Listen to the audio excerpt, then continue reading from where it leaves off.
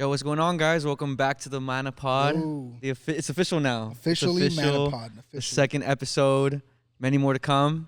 But yeah, the first one wasn't really we opened it up unofficially. Yeah, we knew, we were just kind of recording, and we didn't really have any plans or official stuff. But hey, now we're here. It's official, We and thought to keep it going.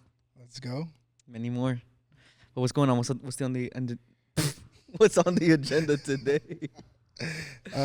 So today, the first time we talked about obviously creative blocks and starting off the year, and what that looks like for a lot of people and what that looks like for us, and kind of on that same topic, on that same kind of tangent. Today I wanted to talk about being faithful when you're not winning yet, per se, winning in quotation marks. Yeah. Trusting God in seasons that you can't see visible success. Sometimes, much like last week or last time we did this, you start something new, you start a new thing, the thing makes it out the group chat like we had said, but it's not great from the beginning, in terms of business wise or stuff, you're not making money from the beginning. If you start a podcast, if you start posting stuff online, occasionally maybe, but it's not going to go viral overnight. Yeah. You're not going to get the recognition from one day to another. So what does it look like in those seasons to stay grounded, to stay faithful, to stay kind of that course, so that's kind of what I had in mind. I don't know what you kind of think about that. But. Yeah, no, I think something to kind of remember and keep this in a staple if you're going through a season like that. I feel like we kind of all have in our own, in one way or another, but that the Lord hasn't forgotten about you or the season that you are in or the dreams, visions that you have, but rather he's working something underground, behind the scenes, for our good. So I think it's good to start there. Yeah, and I have some notes here, but God allows, I think this is really good. God allows dry seasons to deepen roots, not to destroy faith. So I think a lot of the times we can see it as, oh, God is not allowing this, and it's easy to just bash God about it, but rather turn your perspective, and that he's deepening the roots to grow your faith in him and to be able to trust him and use that as an opportunity to trust him in a dry season or in a drought season. Yeah. Yeah, that's crazy. Yeah, because even going back, like I said, to last time, it can be exciting starting something new. It could be exciting, a new year, a new chapter, right? A new business, a new whatever, right? You could fill in the blank. It could be exciting, and then you start it, and then you're all in, you're motivated, you have your systems in place, everything we kind of covered, and then it kind of feels like it falls flat. After the first week of the gym, after their first week posting content, after your first month or whatever, and you don't see it kind of with what you had envisioned before, it's it comes in, reality comes in. Reality steps in and you're like, bro, I was so confident. I had heard from God. I had heard, from people around me that saying this is going to be so great. It's going to be crazy. It's going to go off. And then you sit there and you're realistically, it's not. And I think one thing that I always remember is when I was wanting to post content and when I was wanting to, kind of get get the word out there. If I put, whether it's video, whether it's singing, whether it's music, whether it's whatever, I was always scared because I was like, no, if I post it, it's going to not do good.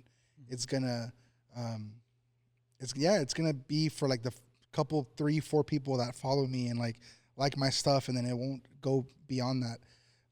And one thing that God really spoke to me was the parable of the talents. Cause that for me was a lot of, I was very hesitant in doing that. And my excuse was well, I want to be humble. Mm-hmm. I'm humble. I don't want to post, I don't want to be that guy on Instagram that's the singer. I don't want to be the guy on Instagram that's the musician. I want to be humble with my gift, and I want to be humble, and I want to not look like that guy, or I want to. But in reality, I think I literally felt like God said, like, I've given you these talents, for like, for the parable, it's like money, right? It's, but in reality, like talent, like I've given you this talent, um, and you've chosen to hide it. Like you've chosen to dig it underground, and you've chosen to, in name of being humble, like you haven't um, used them, you haven't multiplied them. So for me, that was a big thing ending last year. It was I really felt like that servant that hid the talents, and like I said, in name of being humble, and it was coming from a good heart, it was coming from a good position, but at the end of the day, it was hiding those talents that God had placed in my hands. So this year, I know like a big thing for me is um, like multiplying those talents, whatever that looks like, whether it's posting, whether it's being more vocal, whether it's whatever it looks like to whoever is listening. Um, like you can try to be humble, you can try to be, I don't want to be too pushy, I don't want to be that guy, or I don't want to look like this, or I don't look like that.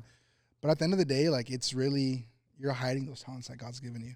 So I know for me, like that was a big realization. So I don't know, like if you can kind of resonate with that, or kind of what that looks like for you. Yeah, no, I mean for a long time it was more of like it wasn't so much the humble part, but feeling that I wasn't good enough, or the talent wasn't enough for someone to hire me or contract me or whatever. Even though I got to work with like great ministries and great people, there was still that I guess lie of the enemy that would creep in and just try to distract me from everything and not allow me to work to the ability that I think I could and that the Lord has called me to do. So it was a lot of like trying to tear down those walls that the enemy had brought up in that area of my life in creative. And it took a minute. It took a long time it took a couple years. I'd say like 3 years of the Lord trying like breaking that off of me. But I mean that's been my journey with that. So Yeah. And I also think like another thing that I was really dealing with and kind of like battling with, I guess the last couple months, weeks of the year was like redefining success, like redefining kind of what that looks like. And listening to another podcast, the guy was saying like, as creatives, you put stuff out, and your first reaction, or your first kind of step is to put it out and immediately like brace for feedback. Like you put it out and immediately you're like, comment section. it wasn't good. Yeah. Or like if no one's liking it, if no one's commenting, if no one's sharing it, that automatically translates to like it was bad. Yeah. It was whack. Like it was whatever.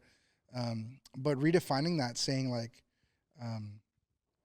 I'm putting it out like for God, like intentionally, I'm putting it out, and as our Father, like I this is how I heard it. He said, like even like naturally a parent, like a mom, a dad, like they put your drawings, your paintings that you do as a kid, like they put them on the fridge. They put them like right, and like that's not because you're a good artist. Like realistically, at 3, 4, like you're drawing like, scribbles, bro. It's just colorful scribbles. Yeah.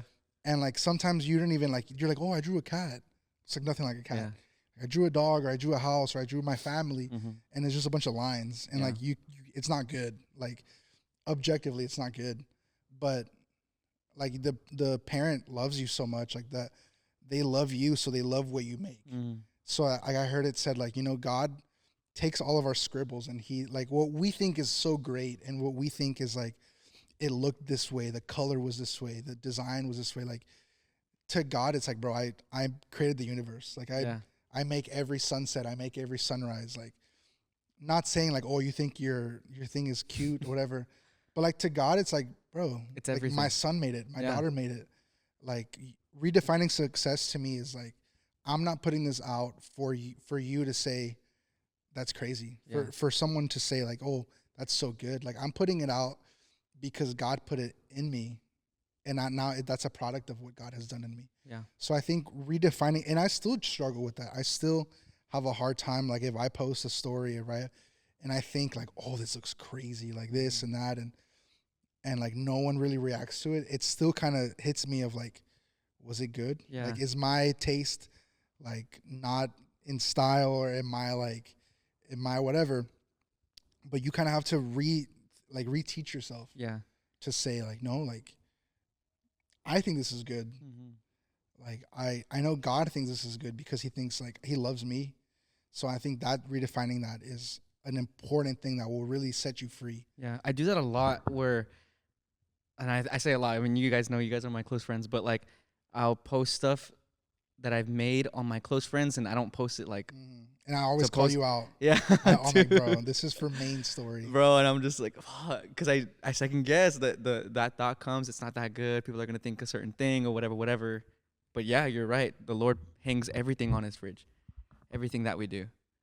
So that's a good reminder. I like that a lot. Yeah, and I've been learning, like I said, it's something that is not easy, and it takes years of unlearning, and it takes years to relearn like that mindset of like realistically, you are posting it because like we're humans, like you are posting it for other humans. Like, that's kind of like the tension. Like at the end of the day, if you do this for your job, like if you work as a freelance, if you work like we work at a church, at the end of the day, like you are doing it in terms of like for approval of another human, for approval of another person. But at the end of the day, like ultimately it comes down and it boils down to I'm creating for God, and I'm creating from a place that God has given me creativity, and ultimately like God is the biggest creative. Yeah. So in that sense, like it really frees you up. And I remember I posted one time on my Instagram, I posted this caption that I really thought deeply about. It said, like, create everything, even if it's bad. Like, just create. Yeah. Even if it's bad, just create. Because, like, if that's inside of you, like, the more you create, you get those ideas out of you. So, like, if you think, like, oh, I made this graphic, it's so bad. Like, that one bad thing is now out of you. If you create a second thing, that's good, yeah. and you're like, oh, that's horrible, then you're like, well, you're getting rid of like those bad ideas, and eventually, like, you're gonna come to be good. Like, you're gonna refine your skills. You're gonna like find your own kind of lane. And like, if all of those ideas are bad, then why would you want those inside of you? Yeah. Like, just get them out. Yeah. And eventually, you're gonna get to a point where you're making something good. Flow state. Like for you, for others, for God, like you're gonna get to a point where you're like, this is what I found my voice. If you sing or if you play an instrument, like I found my place. Yeah. If you make videos, if you do graphics, if you anything, like you get to a point where you find like your niche. You get to a point where you find like your style. And I think you'll never get there if you don't like dump everything out. You'll never get there if you don't have a constant like flow of stuff. But yeah, I love that. Like he just kind of hangs everything on a fridge, and he hangs everything that you do, and even stuff that we hate. We're like, bro, I look back at graphics and videos that I made last year, 2 years ago, and I'm like, dude, I was so trash. How did anyone pay me to do this? Yeah. But then I'm like, I'm like, bro, like that was me last year. Like, if that's what if now I hate what I did then, like that means that I'm growing. Yeah, you're growing. That means there's growth. That means there's better, like for the betterment of like that. So. Yeah, that's good. No, but real quick to go back to, and I might take a tangent, I hope not, but to go back to, you mentioned we have to kind of rewire the way we think about all of that. I'm reading this book and it connects like, dude, it's fire. It connects like science with God, and it backs like everything up with scripture. It's super sick. But one of the points this doctor was making was, I mean, it says in the Bible like we need to go through like the renewing of the mind, and that God gave us the capabilities to be able to do that ourselves, like through His Word and like you said, the way He thinks about us, and He loves us so much that He hangs everything on His fridge. Like we're able to rewire the way our brain thinks through His Word, and He gave us the capabilities to be able to do that. I don't know. I just wanted to mention that. Like that's crazy to me. Yeah. So that's true. Like that's super interesting because I don't have a very deep understanding of like the mind, or like I've wanted to like dive into that, but I haven't. You need to read that book. That book is crazy. But the thought of that, like the thought of like not only does like God, obviously He does that for you, like He transforms your mind, He renews your mind every day. But the fact that I've heard like that He's also put that in you, yeah, to like he's given you tools. He's given you the ability in your mind. And like the Bible says, you know, there's power in your tongue. There's power in your mouth. Like you can not like manifest it. Like, But if you say know, something enough, your mind's going to believe it. Yeah. And like even using that for good. Yeah. Like using that and saying, you know, like not that you're manifesting it and putting out in the spirit or in the universe or whatever, but if you say something like the word says that there is power. Life and death is in the power of the tongue, bro. And there is like that power to say like, this is bad, this is good. And if you believe it, if you repeat it enough, like that's going to be like true. Like the saying says, you know, like whether you think you can do it or whether you think you can't, you're right. So like stuff like that, I think is like crazy to think that not only does God have the ability to do that, but he's given you or he's given us the ability in our mind that's so complex, that's so like it's so beyond understanding. Yeah. Like he's given us the ability to like speak it into that and to change the way we think, change the way we see.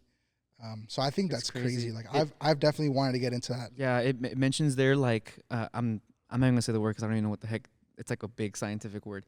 But we wake up every day with these new types of nerves like in our brains. Neurons? Maybe. We'll say that. We'll say that. know. And if chat will I'm just yapping. chat will correct us. But let's say like what neurons? Neurons. Okay, so we like when we talk about ourselves in a negative way or whatever, like it's called like a toxic thought, whatever. So every day, oh bro, it's crazy because then it backs it up by saying like in the Bible it says every day his mercies are new every morning.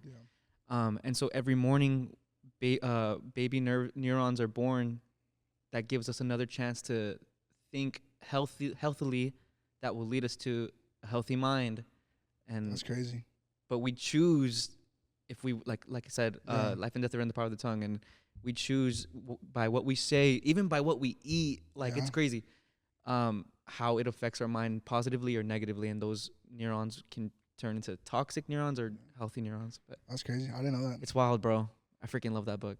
That's crazy. Yeah, that's definitely a topic that, like I said, I definitely don't know enough about. Yeah. But in that, like, not knowing about it, it intrigues me so much. Yeah. I hear, like, books. I hear, like, reels. I see videos about it.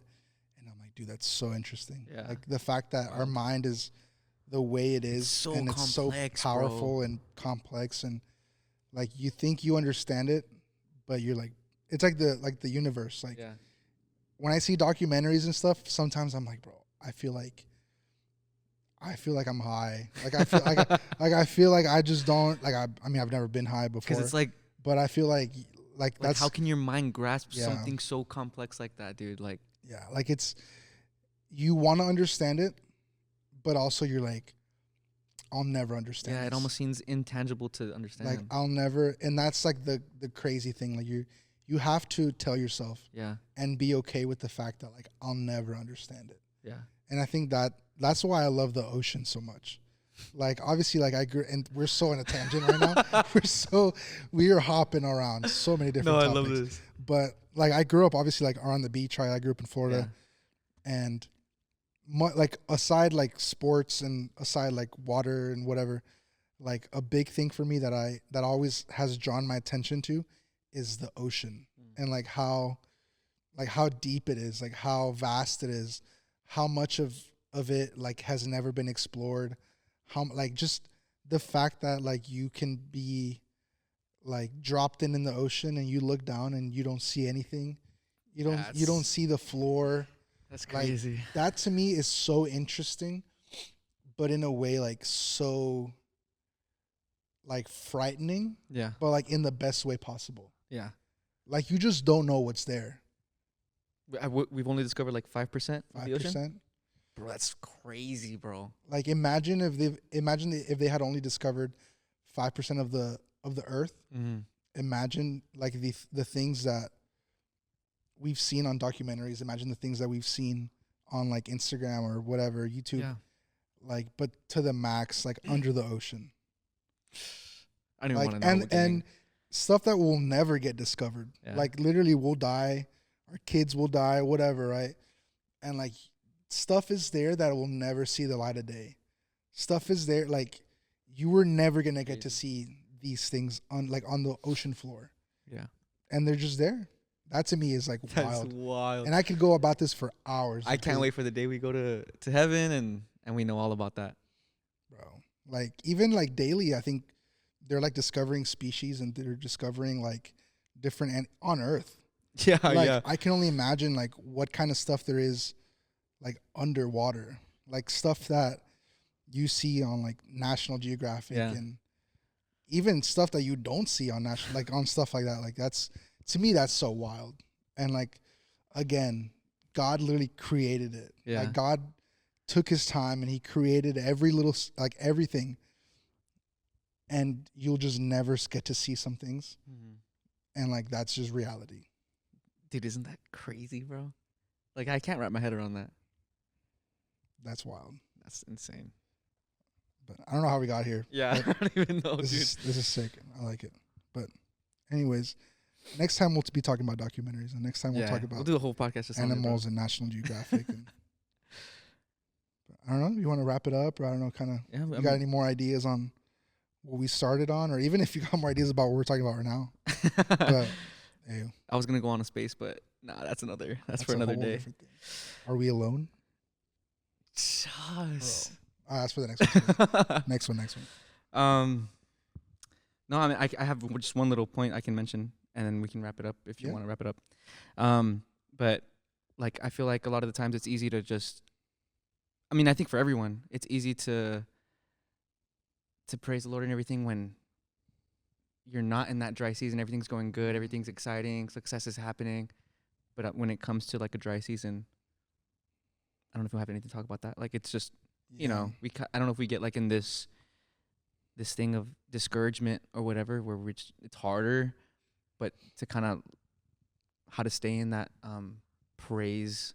Yeah, I think, like I said, I think a lot of that is redefining like what success looks like, and it's hard. Like, I'm not gonna sit here and think like it's easy. Yeah. It's just these like 3 easy steps, or do this or do that. Like, it's hard. It really is like difficult to wrap your head around. Like thinking about something or thinking about like putting something out, and it's a dry season. Yeah. And like, I know even for me now, like I've had like this idea in my head of this like video and like doing freelance and doing stuff. And it's been good. Like, I've gotten jobs like here and there, and I've gotten like clients and stuff, but it's not like where I would want it to be. Yeah. Definitely. Like I have experience before of like having events like every week, every weekend, every other week, having weddings, having like sports, having different shoots and having different things. Yeah. And having like multiple cameras, having lights, having whatever. And for it, how it looks now, it's like I'm barely starting it up. I'm barely getting kind of my feet wet, what that looks like here. And to be honest, like it could be considered like a dry season right now. Like I'm in a place where like I want to like grow that. I'm in a season where I want to build that. Definitely, I'm in a season where I want to see that like kind of. I mean, I have a like a full-time job, but I definitely would want to see that be like a main source of income. Like, I definitely, like, that would be the dream. Like, you get 100%. To shoot like events, you get to cover events, you get to be out, and you get to not be like stuck in a place for the whole, like, you kind of get to experience the world and get to go out and whatever. But even for me, like that now, right now, that would be my dry season. Yeah. Where like I trust in God that he can do it for me, and I'm trusting God he can kind of get me back to that spot where like that's normal. Yeah. That's the day to day. Yeah. But I think it's redefining that, like redefining what it looks like to be successful. Yeah. Redefining what it looks like to be, to put stuff out and to not go by the metric of the world of saying like, oh, I made this much money, even though that's necessary at the end of the day. Like, that's what pays the bills. That's what feeds you. That's what pays for everything. But I think also like you're not going to get there if you're solely doing it for that reason. And you've heard that so many times.